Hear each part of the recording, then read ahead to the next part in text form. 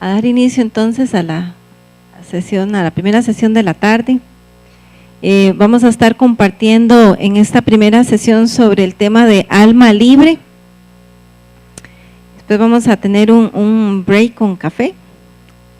Y luego vamos a estar en otro tema que se llama misericordia. Luego haríamos otro pequeño break para levantarnos y estirarnos y otro café. Y aquellos que quieran quedarse con nosotros, ¿verdad? Tendríamos el culto de las 5 y el tema de hoy en la noche es verdad, la verdad de Dios, y ese va a ser el mismo tema de mañana durante el culto. Entonces usted puede escoger quedarse con nosotros al culto de hoy, o venir al culto de mañana, o venir a ambos cultos también, ¿verdad? Bueno, vamos a iniciar con este tema de alma libre. El jueves Paul decía que un alma bastante sana es un alma que tiene bastante fe, esperanza y amor. Y esos tres temas van a estar bastante por aquí en esta tarde. Preguntas como, por ejemplo, ¿cómo perfecciona Dios nuestra fe? ¿Verdad? Si la fe es importante para que mi corazón sea sano, ¿cómo es que esa fe crece en nosotros? ¿Y cuál es el proceso con el cual Dios alimenta nuestra fe? Esperanza, bueno, ¿esperanza en qué? ¿Cuál es nuestra esperanza delante de Dios? ¿Qué es lo que nosotros esperamos? Y con respecto al amor, en realidad, aunque nosotros entendemos el concepto de que su amor viene sobre nosotros, también dice la palabra que Él ya ha derramado su amor en nuestros corazones por su Espíritu Santo. Eso está en Romanos 5:5. Y esa es una verdad que usted y yo tenemos que aprender a casi que decir, bueno, por fe, yo recibo, Señor, esa verdad. ¿Verdad? Entendemos el proceso en sanidad de que su amor venga y nos toque, pero al mismo tiempo ya su amor ha sido derramado en nuestros corazones, ya está ahí. Y es algo que con lo que tenemos que aprender por fe a hacer uso de esa riqueza, ¿verdad? Es como que tenemos acceso a todo ese amor por fe. Él nos ha dado su misericordia. Vamos a estar bastante en la epístola de Primera de Pedro, entonces los invito a abrir Primera de Pedro.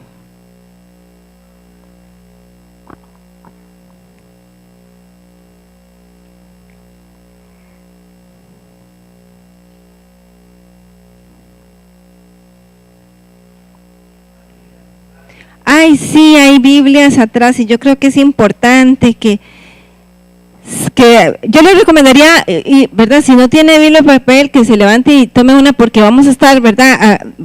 Pasando las paginitas bastante y eso no es tan fácil en el teléfono.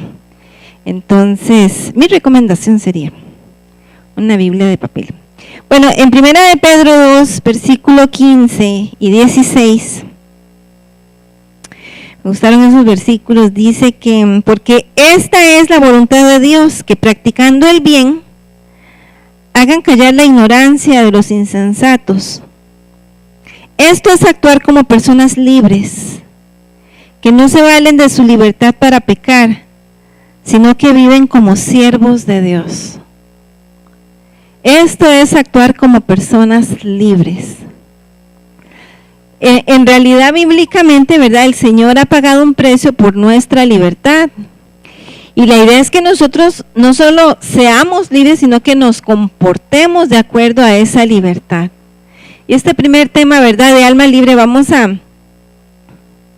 hay muchas cosas que se podrían hablar dentro de para qué nos ha libertado el Señor.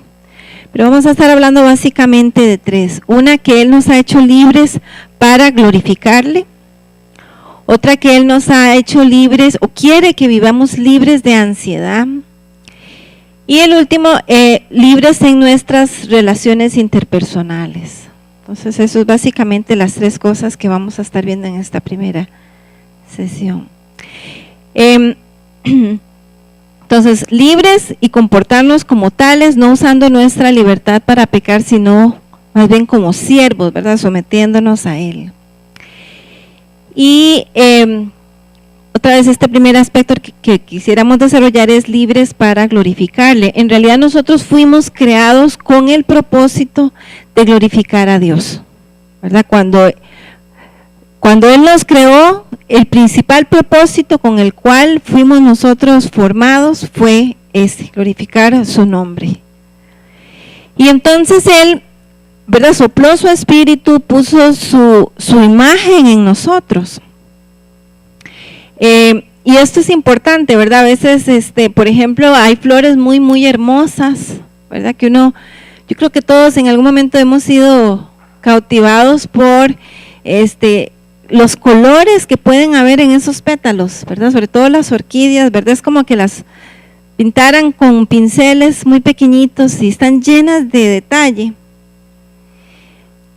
Pero la verdad y realidad es que esa flor no es la corona de la creación. Igual, ¿verdad? A veces uno ve unas fotos de galaxias muy bonitas y esos colores en el universo y esas estrellas, pero esa tampoco es la corona de la creación, ¿verdad? Sino que entendemos que Dios nos hizo a nosotros como esa corona y Él puso su imagen en nosotros. Y entonces esa estima o ese sello con el que Él nos formó, ese es nuestro precio, nuestra valía. Igual, ¿verdad? En el Nuevo Testamento dice que fuimos rescatados a precio de sangre, ¿verdad? Si nos ponemos a pensar de ponerle un precio, ¿cuánto puede valer la sangre de Cristo? Es verdad, no hay forma de ponerle un precio a esa sangre tan preciosa. Sin embargo, ese somos tú y yo. Y nuestro valor entonces radica en que somos hijos de Él. Ahora, durante la carta hay varias veces que Pedro usa un contraste interesante. Vean ahí en el versículo, en el 1:2, dice, saluda, ¿verdad? Más bien en el 1:1 dice, Pedro, apóstol de Jesucristo, a los elegidos, extranjeros dispersos por el Ponto y Galacia, según la previsión de Dios el Padre. Y al final de ese versículo 2 dice, y redimidos por su sangre, ¿verdad? Hay otras traducciones que en vez de que dicen según la previsión de Dios, dice escogidos por Dios el Padre. Entonces vean el contraste en el versículo 1 y 2. Pablo los saluda y les dice, saludos a los elegidos, pero también dispersos, ¿verdad? Elegidos, pero también expatriados. Y nosotros entendemos que una persona expatriada ha tenido que salir por alguna necesidad, y socialmente tal vez no goza de mucho favor, ¿verdad? Porque salió en condiciones de necesidad. Sin embargo, esa misma persona ¿verdad?, que estaban por todo el imperio dispersos, Pedro les dice, bueno, pero ustedes son escogidos, ¿verdad? El mismo contraste, parecido pero diferente, lo usa con respecto a Jesús en el capítulo 2.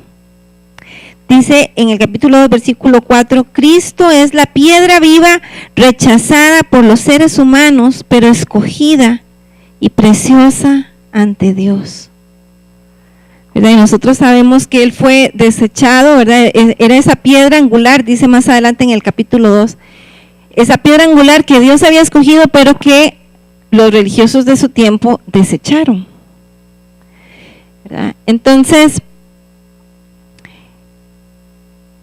es importante en este tema de sanidad enfocarnos en lo que Dios dice de nosotros. Una cosa es nuestra realidad y aún Jesús nos da el ejemplo, ¿verdad?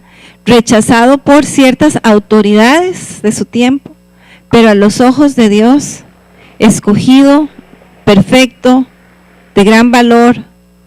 Igual nosotros, ¿verdad? Somos piedras en ese edificio que Él está construyendo y a los ojos, a ciertos ojos y a ojos del mundo y a ojos del enemigo, no tenemos tal vez valía, pero a los ojos de Dios somos de gran estima.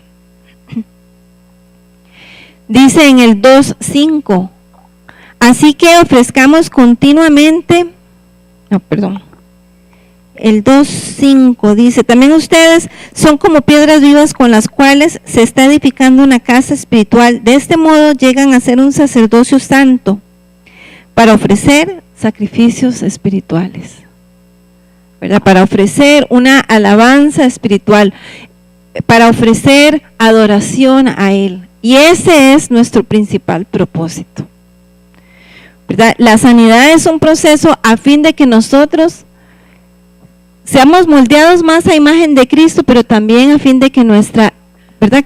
Que fluyamos en esa adoración, porque la adoración que viene de un corazón más sano, va a venir de alguna manera más fresca, no porque el corazón herido no pueda ofrecer adoración, sino porque un corazón herido va a tener un poquito más de reto para creer y fluir en esa verdad de Dios y en esos propósitos de Dios.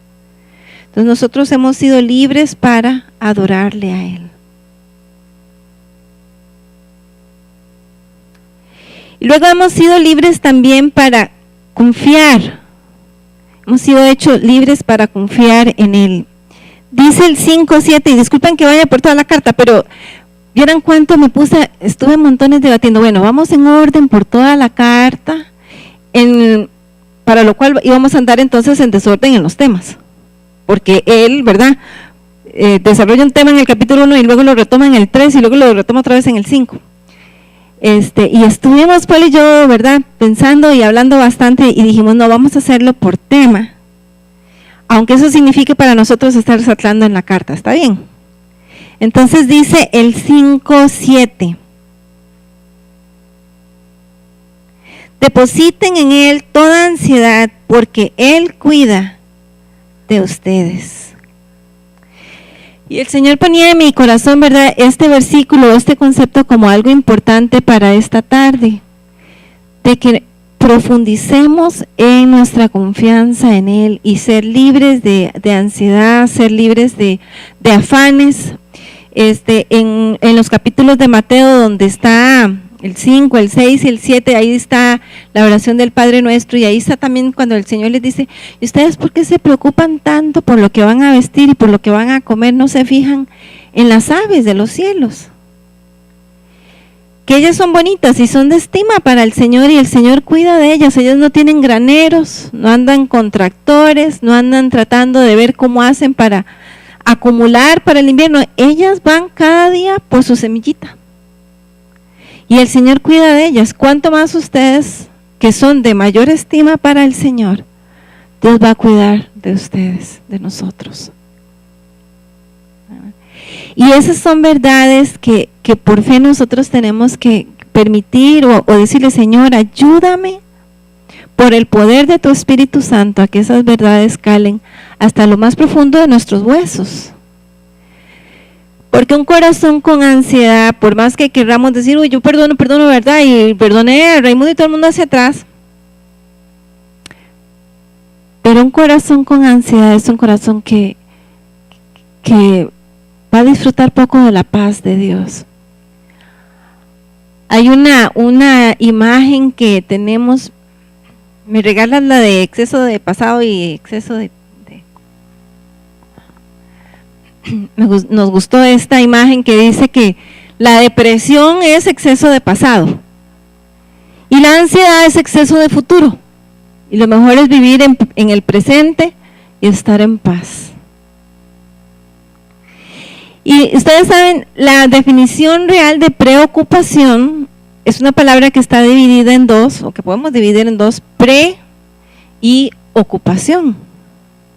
Y es que sí hay que ocuparnos de ciertas cosas. O sea, yo no puedo pretender que para comer, ¿verdad?, me va a llover la comida cocinada del cielo. No, sí hay que trabajar, y sí hay que ir y comprar en la feria o en el súper, y sí hay que cocinar. O sea, sí hay que ocuparse de las cosas. Y tampoco puedo pretender que me llegue de la nada ropita lavada y planchada, ¿verdad? Y me aparezca así cada día, ¿verdad? No, o sea, tengo que trabajar y comprar, pero además de eso tengo que lavar y planchar. ¿cierto? O alguien tiene que lavar y planchar ropita cada semana. Ajá. O sea, sí tenemos que ocuparnos de las cosas. La Biblia no está diciendo que no, ¿verdad? Que no haga nada. Pero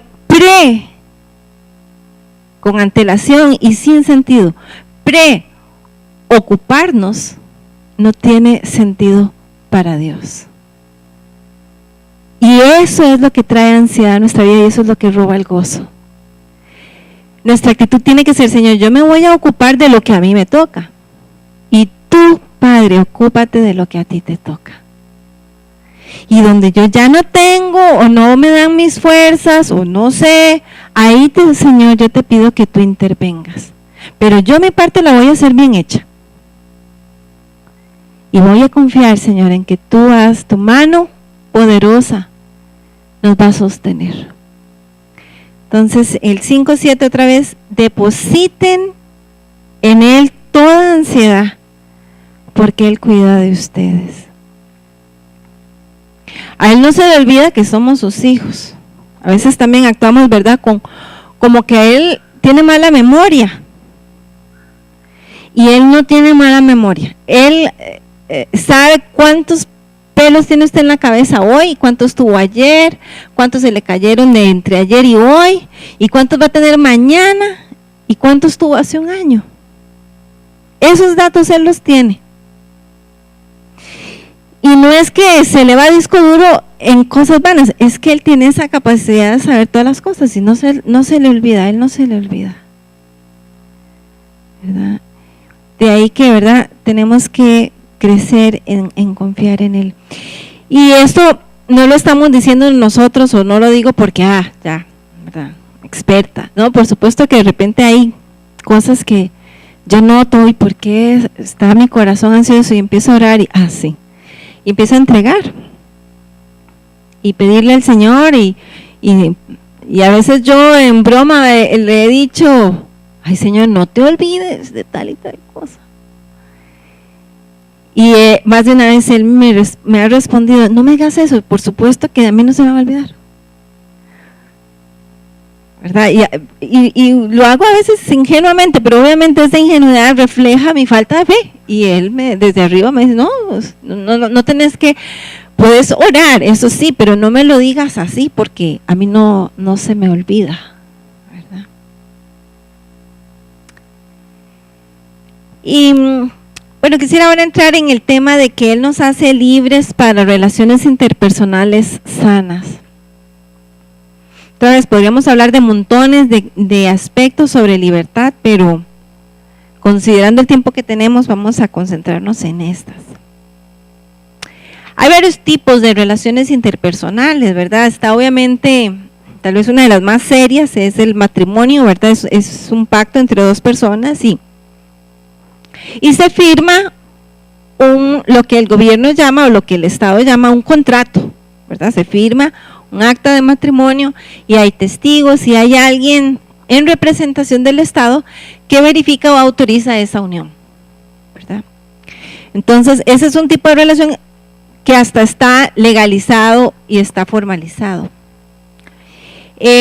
Los hijos es otro tipo de relación y el Estado también legisla ese tipo de relación. Entonces, ¿verdad?, en el momento en que un niño nace, tiene que ir y ser inscrito en el registro. Y si un niño es adoptado, esa adopción también se registra y cuenta para el Estado. Hay relaciones de trabajo y ahí también hay un contrato que se firma y hay leyes y un código de trabajo que regula cómo se va a dar esa relación de trabajo. La iglesia representa también relaciones interpersonales. Aquí tal vez no hay algo escrito en un sentido, aunque si usted quiere ser parte de la asociación legal, usted puede inscribirse y hay un papel que usted firma y hay algo legal que documenta esta relación de asociación. Por cierto, aquí un paréntesis, va a haber asamblea de la asociación en octubre. Entonces, ya octubre es dentro de mes y medio. Si usted quiere asociarse, tiene que hablar con alguno de los ancianos o con el pastor. Bueno, Las amistades son también otro tipo de relaciones interpersonales, ¿no? Ahora, estas relaciones pueden ser muy sanas, y eso significa que pueden estar o que deberían estar caracterizadas por virtudes como el amor, la aceptación mutua, la confianza, la misericordia, la libertad, ánimo, paciencia, en fin, hay un montón de virtudes sanas que van a ayudar a que las relaciones interpersonales sean sanas. En la Biblia tenemos varios ejemplos. Uno podría ser David y Jonatán. Ellos, ¿verdad?, reflejan una amistad profunda y reflejan cuidado mutuo. Y algo muy lindo de esta relación es que Jonatán es el hijo del rey, y cultural y legalmente él era el heredero al trono, pero él entiende que hay palabra profética sobre David y él sabe que David va a ser el rey. Y en él no hay ningún apego ni nada al trono, sino que, ¿verdad?, su disposición a ayudar a David más bien es esa, ¿no? O sea, tú vas a ser el rey. Y claro, cuando tienen esta conversación, Jonatán no sabe que va a morir. Pero él en su imaginación, él piensa, no, y yo voy a estar contigo ahí. Yo te voy a, ¿verdad? Yo voy a ser ministro de justicia o quién sabe qué, ¿verdad? Voy a estar en tributación directa. Él no tenía ningún celo, él no tenía ni avaricia ni apego al trono, ¿verdad? Su amistad era sincera, transparente, su apoyo para con David, su protección era bastante profunda. Noemí y Ruth también nos dan un ejemplo muy bonito de una relación sana, ¿verdad? Noemí no fuerza a Ruth a acompañarla, sino que, si se acuerdan, más bien ella les dice, no, devuélvanse, váyanse, ustedes se pueden casar, que se van a estar viniendo conmigo. Hay libertad en que Ruth venga, y bueno, eventualmente, ¿verdad? Ruth no, dice, yo te voy a acompañar, ¿verdad? Obviamente Ruth tenía misericordia para con Noemí, y algo muy hermoso es que cuando ya llegan a Belén, Ruth trabaja duro, va y trabaja y espiga para alimentarlas a las dos. O sea, ¿verdad? Alguien tiene que trabajar y Ruth, ¿verdad?, asumió el sostener a su suegra y amarla y cuidarla. Jesús y sus discípulos son otro ejemplo de relaciones bastante sanas, y principalmente Jesús, ¿verdad? Vemos en Jesús aceptación, Él los acepta. Que era cobrador de impuestos, así como, o sea, no buscó cambiarlos antes de llamarlos. Era cobrador de impuestos, aquellos eran pescadores. Simón el cananita, ese estaba metido con los revolucionarios y los que no querían a Roma, y Jesús, ¿verdad?, les acepta, les ama, los corrige y les dice cosas, ¿verdad?, y los regaña. Hay sus momentos donde les da su jalón de orejas. Y también es una relación donde es muy obvio la libertad. No, si no te gusta lo que te estoy diciendo, andate también con aquellos que ya se fueron, ¿verdad? Él no tenía problema en que lo dejaran también, porque si no les gustaba lo que él estaba diciendo, bueno, vaya y busque otro discurso que le guste más. No lo atraso. En esta epístola de Pedro, de esas como virtudes que sabemos que van a ayudar y van a generar relaciones muy sanas, Pedro enfatiza bastante el respeto. Por ejemplo, hay bastantes versículos donde habla de que respetemos, ¿verdad?, a la autoridad, a los amos, al marido, etcétera. Luego también habla de humildad como un factor importante para relaciones armoniosas, y obviamente el amor. Ahora, hay relaciones menos sanas o no sanas, y de eso va, ¿verdad? Si fuera una escala, va hasta relaciones bastante enfermizas. Las relaciones enfermas pueden caracterizarse por ejemplo, el temor, por violencia, por abuso, por manipulación, rechazo, etcétera. Algunos ejemplos en la Biblia, bueno, obviamente Saúl y David es un caso bastante fuerte, ¿verdad?, donde vemos ejemplificado abuso de autoridad. Saúl tenía envidia de David, Y esa envidia no se lleva bien además con algo que él tenía muy fuerte, que era el temor a la gente, lo que la gente iba a decir y pensar de él. Entonces, como él quería, ¿verdad?, verse siempre como que muy bien, no le hizo gracia que David, siendo más valiente y empezó a cobrar como reconocimiento ante el pueblo, esa fama le estaba robando a él, ¿verdad?, su prestigio. Y intenta matar a David, ¿verdad? El Señor es quien lo protege, pero varias veces, ¿verdad?, le quiere dar con la lanza o le tira una lanza. Otro caso de una relación no sana es Judas para con Jesús. Entonces, ¿verdad?, el corazón de Judas se llenó de codicia, de avaricia, y entonces eso lo llevó a traicionar a Jesús. David y Betsabé es otro ejemplo, y aquí entramos al aspecto sexual que aquí voy a profundizar un poquito más. Y uno de nuestros objetivos hoy en la tarde, ahora que oremos, es pedirle al Señor, ¿verdad?, que limpie cualquier alianza ahí no sana o impía hacia el pasado con otras personas. El caso de David y Betsabé, ¿verdad?, es un caso que tenía un componente de abuso de autoridad. Él era el rey, y entonces él dispuso de esa autoridad. Y él traicionó en realidad a Urías. En otros textos, por ahí en Crónicas, uno entiende que Urías era amigo del rey. Estaba en la lista de los 30 valientes del rey, o sea, los 30 mejores guerreros de David, ahí estaba Urías. Y era un hombre muy fiel y muy leal. Y obviamente David varias cosas. Una es que se le pudo haber subido a la cabeza, ¿verdad?, que él era el rey y por lo tanto puedo tener cualquier cosa que yo quiera. Lo cual no era correcto, porque en el entendimiento del Antiguo Testamento ellos eran iguales. Y Dios no, esa no era la voluntad de Dios. La voluntad de Dios era que quien dirigiera al pueblo lo hiciera en humildad y lo hiciera con integridad.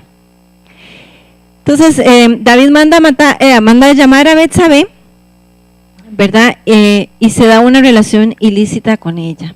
Ahora, dentro de las relaciones sexuales ilegítimas, sería la mejor palabra, o con la perspectiva de pecado, según nuestro entendimiento bíblico, entra la codicia, por ejemplo, la fornicación, el adulterio, la pornografía, y cualquier tipo de relación erótica, ¿verdad?, donde el espíritu y el alma de las personas o de una de las dos personas no es sano, ¿verdad?, no es puro. En 1 Corintios 6, 15 al 18, ahí hay bastante de que cuando dos personas o dos almas se unen en una relación sexual, esas dos almas en lo espiritual se están uniendo, y por lo tanto todo lo que esas dos personas son.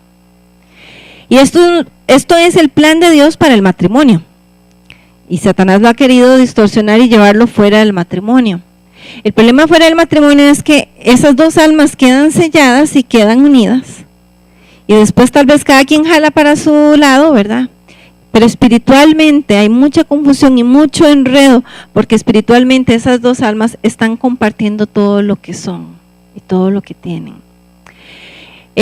Un ejemplo muy gráfico con el que se ha venido en los últimos años ilustrando este tema es el de dos hojas de papel que se pegan con goma y que se seque la goma, y luego separar esas dos hojas, ¿verdad? No va a ser igual cómo quedan esas dos almas. Ahora, el propósito de Dios para el matrimonio es una unidad perfecta para toda la vida.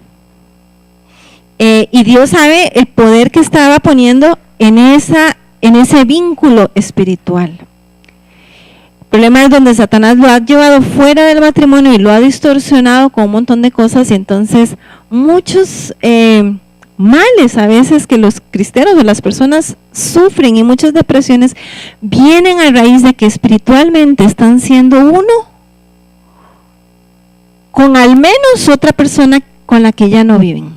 Y digo al menos con una persona porque si yo me uno en algo que ni siquiera llegó a culminar en una relación sexual, pero sí, digamos, suficiente para clasificarlo de pecado y suficiente para entender que hubo un vínculo ahí emocional y espiritual. El problema es que me uní con esta persona, pero me uní también con todas las personas con las que esta persona se ha unido en la vida. Yo recuerdo una vez ministrando a una muchacha aquí en la iglesia, aquí en la sala cuna, ¿verdad? Y ella estaba padeciendo de un montón de cosas y estábamos orando y quebrando cosas y esto y lo otro.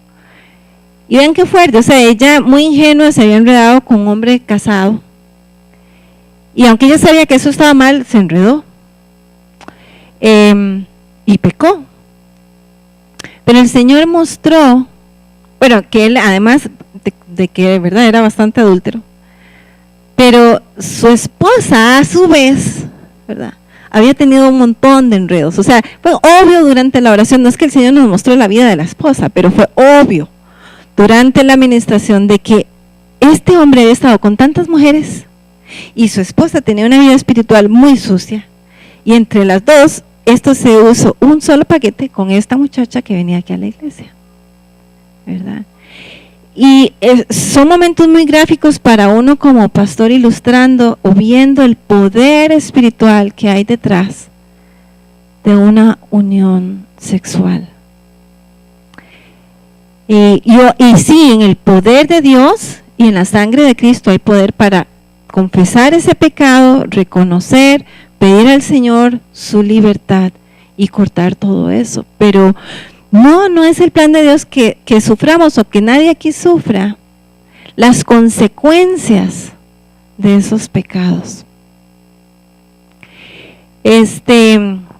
Me acuerdo hace unos meses una muchacha me preguntó, era una conversación como muy larga y no quiero ahondar en todos los detalles, pero la pregunta clave de ella es un buen consejo para un buen matrimonio. Ella es soltera. Y yo le dije, guárdese. Si usted quiere construir bien su matrimonio, guárdese. El matrimonio es algo precioso que vamos construyendo los dos, pero tenemos que estar seguros de que vamos sobre un terreno limpio. Aún para construir, ¿verdad?, los terrenos hay que aplanarlos. Le digo, y lo que usted haga estando soltera va a repercutir y lo vas a cosechar tarde o temprano.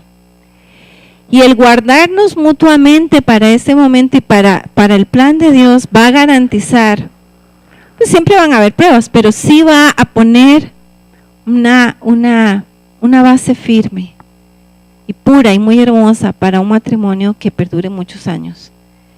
Y ¿verdad?, estamos sembrando para cosechar. Y creo que todo este concepto de la siembra y la cosecha es importante en estos temas, ¿verdad? A veces la gente dice, ¿por qué estoy sufriendo todo esto? Y no logramos ver a veces y dimensionar lo que hemos sembrado. Si pudiéramos, ¿verdad?, pedirle al Señor, Señor, abre mis ojos y volver a ver hacia atrás y mira, es que yo he sembrado todo este montón de cosas que no son de Dios, con razón estoy cosechando, ¿verdad? Y es aprender, ¿no? Señor, bueno, que tu sangre, ¿verdad?, me cubra, me limpie y ayúdame para adelante a sembrar en justicia, a sembrar en pureza, a sembrar en responsabilidad, ¿verdad? Hay muchas cosas que si nosotros las hacemos día a día y nos ocupamos día a día, vamos a cosechar bendición.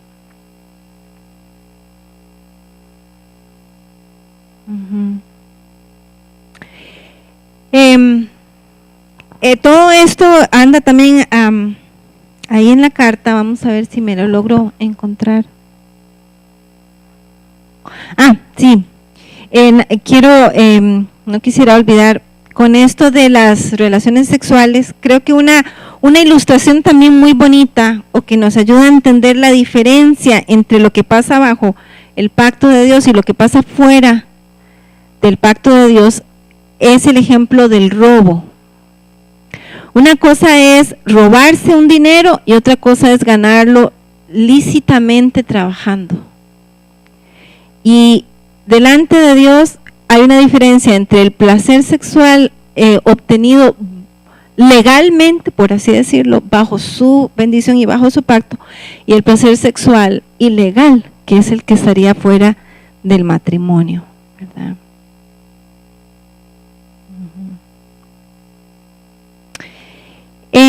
Otro aspecto en las relaciones interpersonales no sanas es el temor, ¿verdad? Una relación donde hay temor es una relación donde obviamente hay algo que revisar y pedirle al Señor que sane o que limpie. En la carta de Pedro hay dos momentos donde él se refiere a o toca la palabra temor y me llama la atención. Una es hablando a las mujeres, ¿verdad? Y les dice que, bueno, que sean como Sara, ¿verdad? Que recuerden el ejemplo de Sara. Vean, estoy en el 3:6. Dice, tal es el caso de Sara que obedecía a Abraham y lo llamaba Señor. Ustedes son hijas de ella. Si hacen el bien y viven sin ningún temor. Si hacen el bien y si viven sin ningún temor. Y luego retoma este aspecto en el versículo 13.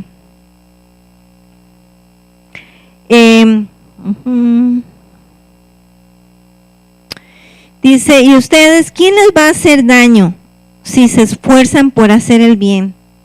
Dichosos si sufren por causa de la injusticia. No teman lo que ellos temen, ni se dejen asustar.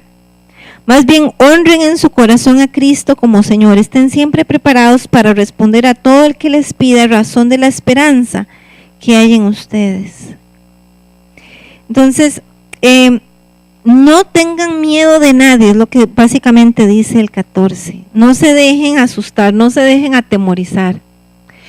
Y yo leía que básicamente hay dos maneras de también como de traducir estas palabras del original. Una es si no tengan temor de ellos, no le tengan miedo a nadie.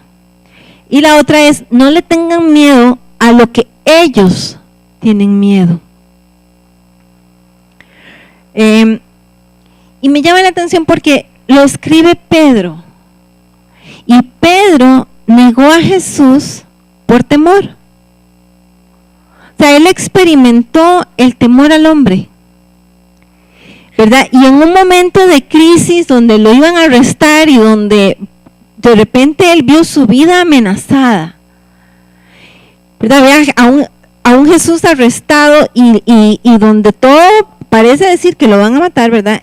Y él ve la amenaza venir hacia él y él entonces inmediatamente dice, no, yo no a este no lo conozco, nunca lo he visto, yo no sé qué anda haciendo por aquí, pero a mí ni me hagan, ni me relacionen con él, ¿verdad? Él experimentó el ser presa del temor. Y ahora aquí, tantos años después, él está escribiendo una carta a los hermanos y les está diciendo a las mujeres, vivan haciendo el bien y sin temor a nadie.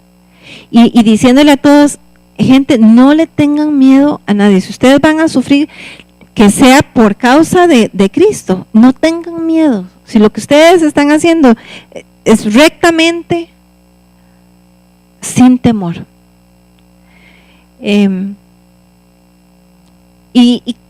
Y tenemos también que poner esto en perspectiva, ¿verdad? O sea, sin temor que nos lleve a negar a Jesús. ¿Y por qué sacamos esto? Vean, es importante que nuestras relaciones sean libres del temor. Una cosa es el respeto, y el respeto profundo para con una autoridad, pero otra cosa es lo que llamamos temor. Si eso está ahí, es importante que usted le pida al Señor, Señor, sana esta relación o sáname a mí. Pero yo quiero vivir sin temor. Aún si la muerte se acerca hasta aquí y te dicen, bueno, pero la matamos por causa de su fe, y que podamos tener la paz de decir, bueno, está bien, pero no voy a negar a Jesús, no vamos a negar nuestra fe.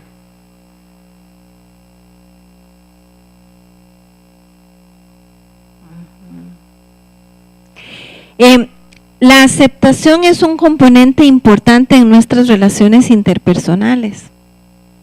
A veces, por buscar una aceptación de una persona incorrecta, hacemos cosas incorrectas y caemos presa, ¿verdad?, de malas amistades, por buscar aceptación y buscar pertenecer. Y en realidad nosotros socialmente fuimos hechos para vivir en comunidad, y en el ser humano es muy importante el ser aceptados y el pertenecer. Eso no está mal. Lo que está mal es a qué círculo quiero yo pertenecer, o de dónde estoy buscando yo esa aceptación. Primeramente, ¿verdad?, tiene que venir de Dios. Nuestra aceptación, nosotros tenemos que ser muy diligentes para constantemente venir al Señor por la cuota de aceptación y de seguridad que requerimos cada día, ¿verdad? Es como el pan diario. Pero además, ya en términos, ¿verdad?, del día a día, tenemos que aprender a filtrar quién nos acepta y está bien recibir esta aceptación y este cariño, y quién no me acepta. Y yo debo pensar y analizar y decir, no, la verdad que no me conviene la aceptación de esta persona. Voy a poner un ejemplo. Hace no mucho unos meses estaba ministrando a una muchacha, ¿verdad? Y ella estaba dolida porque en un trámite que hizo,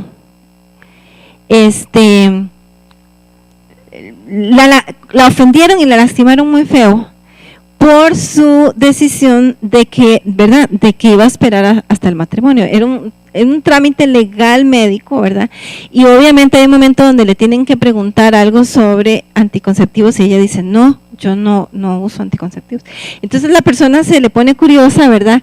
Y le pregunta que, ¿verdad?, que por qué no. Le dice, yo soy cristiana. Y ahí fue donde la persona atendiendo, la verdad, vean, se burló, rió y dijo una grosería, y por alguna razón a esta muchacha eso la lastimó profundamente. Entonces me lo está contando, ¿verdad? Y yo la estoy oyendo. Y yo le dije, pero tenés que, ¿verdad?, hacerte un poquito para atrás de la situación y vea la situación a la distancia, y la verdad que te está doliendo el rechazo de esa persona, pero esta persona no vale la pena que trates de que te acepte. En primer lugar, no ha nacido de nuevo. Ese comentario es obvio que esta persona no ha nacido de nuevo.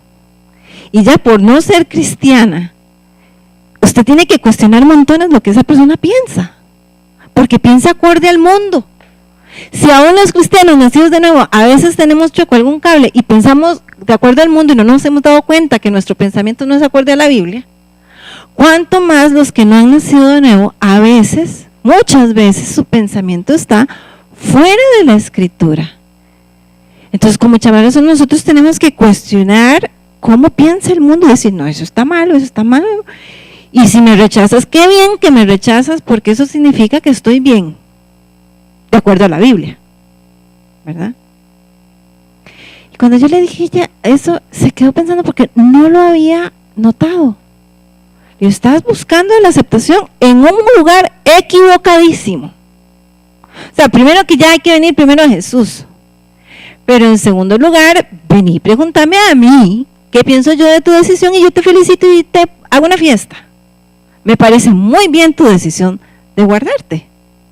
Es una decisión inteligente. Pregúntele también al pastor y si usted pregunta dentro de la iglesia, medio mundo va a aceptar tu decisión y tu criterio. Pero no te midas con la medida de alguien que no ha nacido de nuevo. Porque entonces, ¿verdad?, tu autoestima va a estar dañada.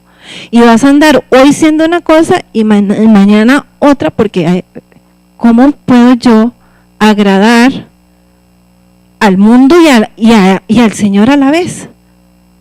No podemos, tenemos que escoger a quién agradar.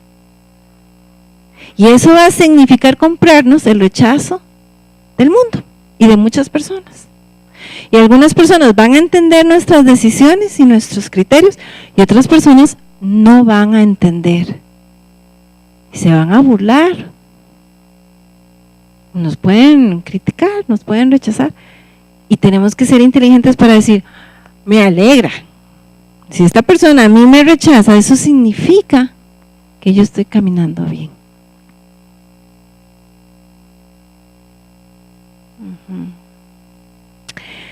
Vamos a ponernos de pie y vamos a tener un ratito de oración, pidiéndole al Señor que santifique nuestras relaciones interpersonales y que esas relaciones sean agradables ante Él. Y vamos también obviamente a pedirle que Él corte y remueva de nosotros cualquier lazo impío, ¿verdad? O cualquier lazo incorrecto. Que nos dé relaciones muy puras.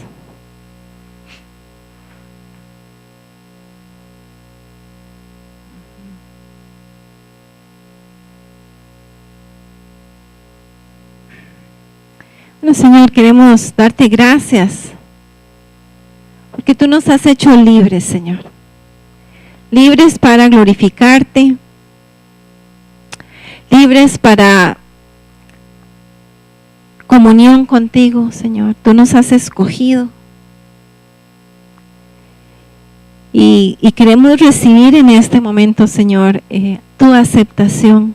Queremos venir a pedirte y recibir por fe la verdad de que tú ya nos has aceptado en Cristo y que tú nos has amado y que nuestra valía viene de ti. Nuestro amor viene de ti.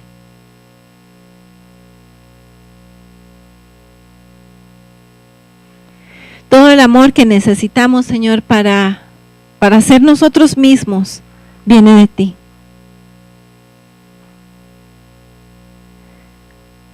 Toda esa provisión espiritual que necesitamos para hacer lo que quienes tú nos has hecho, viene de ti, Padre. Y queremos pedirte en este momento tu gracia para ser nosotros mismos y para disfrutar ser la persona que tú nos has llamado a ser.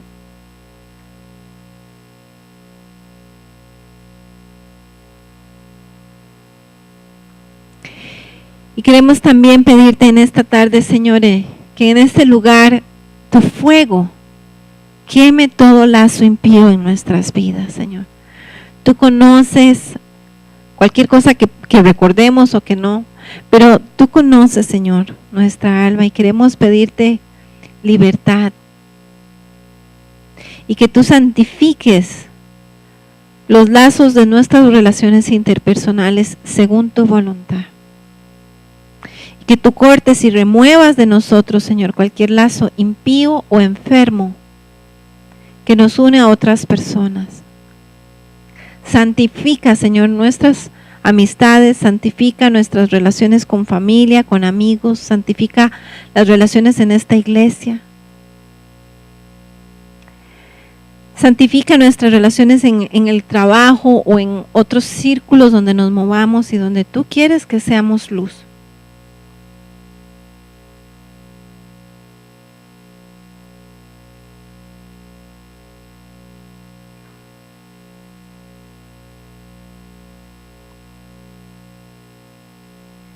Y si tú necesitas ahí en voz baja o en tu corazón, dile: Señor, restaura mi alma.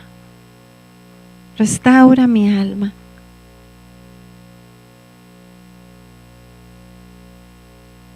Yo quiero orar también especialmente por los jóvenes y vamos a orar por protección, Señor. Queremos pedirte por nuestros jóvenes que tú les protejas de la influencia del mundo y de los mensajes del mundo. Que tú protejas, Señor, su pureza y su identidad en Cristo. Y que tú les ayudes a esperar hasta el matrimonio, Señor. Que ellos puedan pensar a largo plazo y pensar en los propósitos que tú tienes para sus matrimonios. Y lo que haya pasado de aquí hacia atrás, pedimos en este momento que tu sangre preciosa cubra cualquier situación que se haya dado, Señor. Que tú traigas tu luz, tu sanidad, tu libertad, Señor. Y que en Cristo sean hechas nuevas todas las cosas por el poder de tu Espíritu Santo. Así como tu Espíritu Santo, Señor, estuvo ahí en la resurrección de Jesucristo. Pedimos que tu Espíritu Santo haga una obra poderosa sobre los jóvenes de esta iglesia, restaurando la pureza sexual que tú has diseñado, Señor. En los jóvenes y en cualquier otra persona que requiere restauración en este lugar, Señor, en esa área. Pedimos sanidad, pedimos libertad. Y pedimos tu diseño y que se haga tu voluntad, Señor, así como se hace en el cielo, que se haga en nosotros, en todas las áreas y en nuestras relaciones interpersonales, Señor. Quiebra todo temor también de nosotros, Señor. Cortamos y removemos todo contrato o asignación de temor sobre nosotros. Y pedimos, Señor, en el nombre de Jesús, que tú nos des valentía. Y valentía para ser nosotros mismos. Y valentía para proclamar tu nombre, Señor. Que seamos una generación fiel a ti.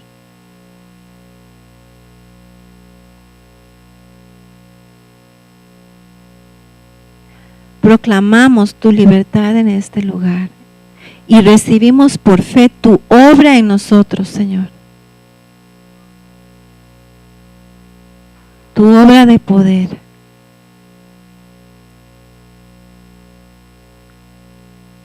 Gracias, Señor.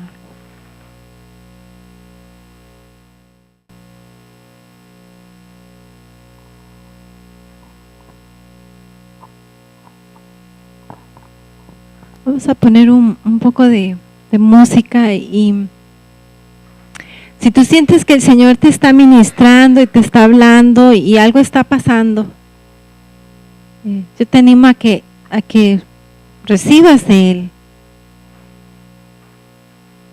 En otro sentido también, si estás bien y ocupas ya estirarte, sé que hay café y otras cosas allá atrás y tendríamos un tiempo libre ahorita con música aquí en el templo y también estamos dispuestos a orar por ti si lo necesitas. Vamos a pedirle al Señor que, ¿verdad? Que Él está aquí trabajando y si tú sientes necesidad de seguir con Él, adelante. Y vamos a reanudar como en unos 20 minutos. ¿Está bien?